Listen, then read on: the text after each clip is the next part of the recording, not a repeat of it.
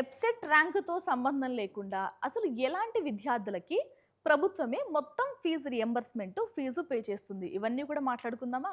అసలు ఎవరికి అసలు ఫీజు రియంబర్స్మెంట్ వస్తుంది? ఇది కూడా మాట్లాడుకుందామండి. అంటే ఏ క్యాస్ట్ విద్యార్థులకి అనేది. Welcome to Edunine career guidance, Josh innovations private limited, Edunine overseas consultancy. నేను గాయత్రి. సో మనకి జూన్ 19 నుంచి అయితే ఎబ్సెట్ కౌన్సిలింగ్ అయితే స్టార్ట్ అయింది. అందరు పిల్లలు కూడా రిజిస్ట్రేషన్స్ అయితే మొదలు పెట్టేశారు. 19వ తారీఖు నుంచి 28వ తారీఖు వరకు రిజిస్ట్రేషన్స్ చేసుకోవచ్చు. సో అంటే సైమల్టేనియస్గా మనకి వెబ్ ఆప్షన్స్ కూడా ఓపెన్ అవుతాయి.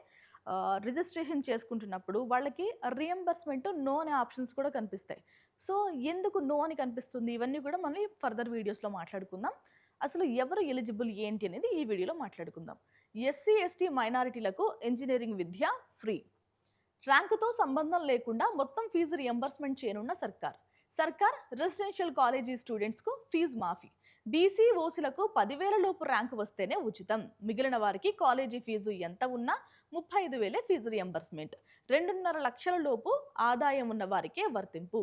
మొదలైన టీజీ ఎబ్సెట్ అడ్మిషన్ల కౌన్సిలింగ్. సో క్లియర్గా మొత్తం బ్రీఫ్గా అయితే ఇన్ఫర్మేషన్ ఇక్కడే ఉంది.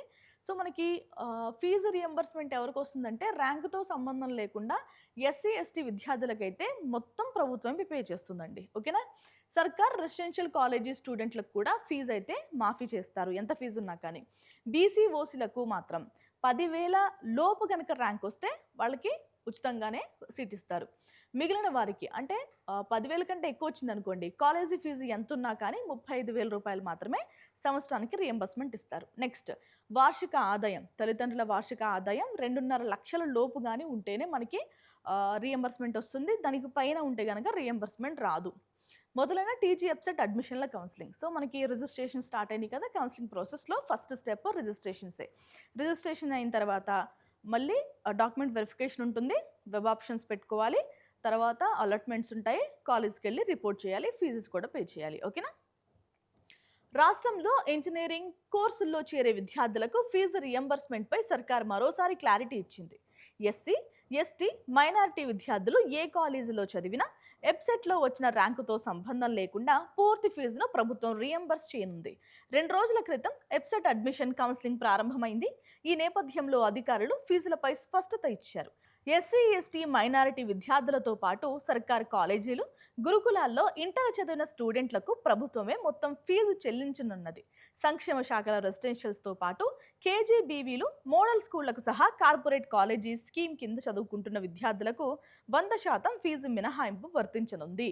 చూసారా, కేవలం ఎస్సీ ఎస్టీ మైనారిటీ విద్యార్థులకే కాదండి, సర్కార్ కాలేజీలు, సో గవర్నమెంట్ కాలేజెస్ అండ్ గురుకులాల్లో ఇంటర్ చదివిన విద్యార్థులకి, అలాగే ఏంటంటే ఇంకా సంక్షేమ శాఖల రెసిడెన్షియల్స్తో పాటు కేజీవీపీ మోడల్స్లో ఎవరైతే చదువుకుంటారో వాళ్ళందరికీ కూడా రియంబర్స్మెంట్ 100% వర్తించబోతుంది. ఓకేనా?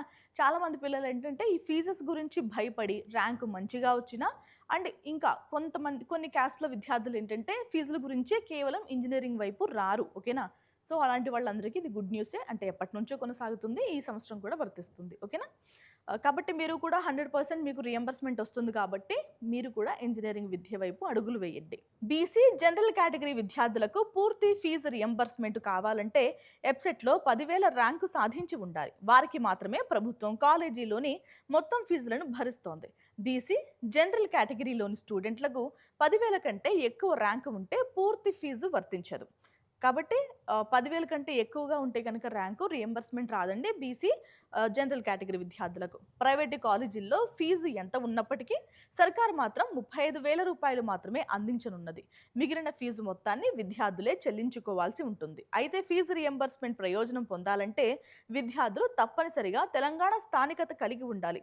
సో ఫీజు రియంబర్స్మెంట్ రావాలి అంటే మీరు ఖచ్చితంగా తెలంగాణ రాష్ట్రానికి చెందిన వ్యక్తులు అయి ఉండాలి, అంటే లోకల్ క్యాండిడేట్స్ అయి ఉండాలి. అలాగే కుటుంబ వార్షిక ఆదాయం 2.5 లక్షల లోపు ఉండాలి. కౌన్సిలింగ్ ప్రక్రియలో భాగంగా విద్యార్థుల వివరాలను వెరిఫై చేసిన తర్వాతే ఈ ఫీజులు వర్తించనున్నాయి. సో మనకేమి గుడ్డిగా అయితే ఫీజు రియంబర్స్మెంట్ ఏమి ఇచ్చారు, ఏవైతే డాక్యుమెంట్స్ సబ్మిట్ చేస్తామో రిజిస్ట్రేషన్ చేసుకుంటున్నప్పుడు కూడా మీరు ఏవైతే caste certificate, income certificate, EWS certificates ఇవన్నీ అడుగుతున్నారో అవన్నీ కూడా కొత్తవి. ఓకేనా? ఏవైతే అప్డేటెడ్ డేట్స్లో ఉంటాయో అవి మాత్రమే సబ్మిట్ చేయాలి. ఓకేనా? పాతవి సబ్మిట్ చేస్తే మీరు రియంబర్స్మెంట్కి అనర్హత పొందుతారు. కాబట్టి జాగ్రత్తగా చూసుకుని అయితే మీరు సబ్మిట్ చేయండి. ఓకేనా? నెక్స్ట్, 25 నుంచి ఎప్సెట్ వెబ్ ఆప్షన్లు. టీజీ ఎప్సెట్ వెబ్ ఆప్షన్ల ప్రక్రియ ఈ నెల 25 నుంచి ప్రారంభం కానుంది. శుక్రవారం నుంచి రిజిస్ట్రేషన్లో ఫీజు చెల్లింపు ప్రాసెస్ స్టార్ట్ అయింది. ఈ నేపథ్యంలో రాష్ట్రంలో కౌన్సిలింగ్కు అందుబాటులో ఉండే సీట్లపై అధికారులు కసరత్తు చేస్తున్నారు. ఇంకా 2 కాలేజీల నుంచి సీట్ల వివరాలు అడ్మిషన్ల వింగ్కు రావాల్సి ఉంది. గత ఏడాది ఉన్న సీట్లన్నీ ఈ ఏడాది కౌన్సిలింగ్కు అందుబాటులో పెట్టే అవకాశం ఉంది. అయితే ఏఐసిటిఈ నుంచి కొత్తగా అనుమతులు పొందిన సీట్లపై మాత్రం సర్కార్ నుంచి అనుమతి వస్తేనే వాటిని కౌన్సిలింగ్లో ఉంచే అవకాశం ఉంది. కాగా ఎప్సెట్ ఇంజనీరింగ్ కేటగిరీలో మొత్తం 1,44,000 మంది క్వాలిఫై అయిన విషయం తెలిసిందే. సో మనకి సీట్లపైన కూడా క్లారిటీ వచ్చింది. ఈసారి ఏంటంటే మనకి ఇంకా 15,000 అంటే క్లారిటీ అంటే అఫీషియల్గా రాలేదు, బట్ 15,000 సీట్లు అయితే ఇంక్రీజ్ చేస్తున్నామని కూడా చెప్పారు. చాలా సీట్స్ అయితే ఉన్నాయండి. డోంట్ వర్రీ, మీకు ఈ కౌన్సిలింగ్లో సీట్ వచ్చే అవకాశం ఖచ్చితంగా ఉంది. ఓకేనా? ఇది వాటి న్యూస్. మరొక వార్తతో మళ్ళీ కలుద్దాం. ఎవరైతే అర్హత నిజంగా సాధించిన విద్యార్థులు ఉన్నారో వాళ్ళందరూ కూడా ప్రాపర్గా డాక్యుమెంట్స్ అనేవి సబ్మిట్ చేయండి. ఓకేనా? ఇది వాళ్ళ video. Thank you so much for watching.